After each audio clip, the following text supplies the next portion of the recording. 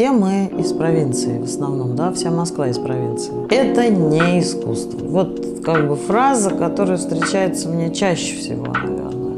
Памятник Ленину — другое дело. Вот памятник глине, что это такое-то?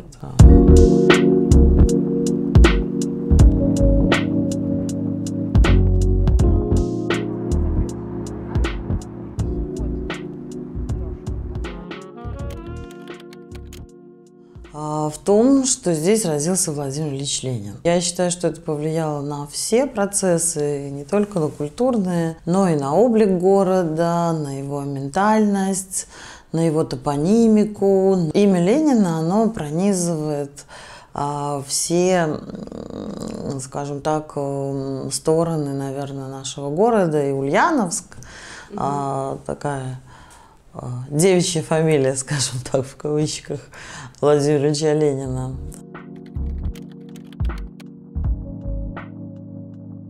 Я отношусь к этому явлению, к культуре ОПГ в Ульяновске, как к такому антропологическому. В каких-то больших странах это гетто, да, а у нас это вот культура ОПГ, деление по районам. До сих пор художники даже ульяновские переосмысливают эту культуру и стараются делать персонажами своих произведений гопников. Например, у нас есть художник Егор Холтов, который сделал Ленина гопника. Вот, и написал «Район», то есть на районе. Для культуры в целом города, района, это какой-то феномен, который требует вот этого переживания. Мы можем с этим справиться, только анализируя и как бы делая выводы.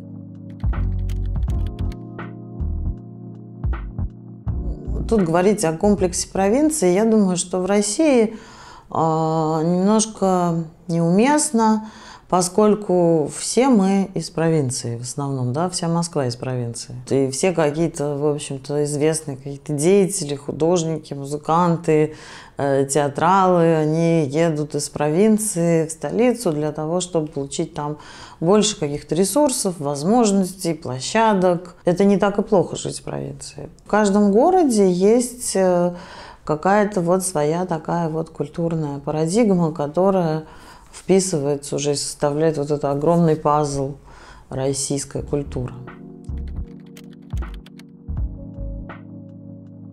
Искусство акционизма, оно никуда не, конечно, исчезнет. В публичном поле, если человек хочет высказаться, да, и если он не боится высказаться, он выйдет и выскажется. Сейчас ситуация с пандемией, мне кажется, должна спровоцировать какую-то революцию вообще в искусстве. То есть это мировой процесс, который должен повлиять на появление новых художников, на появление каких-то новых жанров, видов, смыслов. Да, за политические высказывания человек может, в общем-то, пострадать, но он знает, на что он идет. Политическое искусство – это искусство очень такое критичное, опасное, связанное с рисками для себя. Ну, самая популярная претензия людей к современному искусству – это не искусство. Вот как бы фраза, которая встречается мне чаще всего, наверное. Второй такой момент, наверное, тоже один из популярных таких вот, что это делается для элиты. То есть, да, современное искусство, которое существует для какой-то искушенной буржуазной публики, и, соответственно, куча мусора может тоже быть искусством. Да. Больше всего обвинений людей в том, что они это искусство не понимают, в том, что это искусство, которое требует глубокой работы мысли. И людям это не нравится, люди ожидают от искусства удовольствия, они ожидают отдыха, они часто искусство путают с досугом. То есть я сейчас пойду в музей, я сейчас увижу там красивые картинки, да, великие художники, которые написали это все для того, чтобы вот я пришел и увидел, как это красиво. Искусство современное для людей, которые любят думать. И главная претензия – это мы этого не понимаем, значит, это не искусство.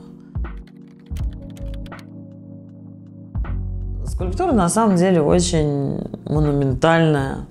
Она работает абсолютно точно с человеческими эмоциями, и с человеческим каким-то недовольством. Это ломает наши привычные какие-то представления об уличных каких-то памятниках. Ну, вот памятник Ленину — другое дело, а вот памятник глине, что это такое? Это ничего. А кусок глины — это ты сам, это ты должен подумать.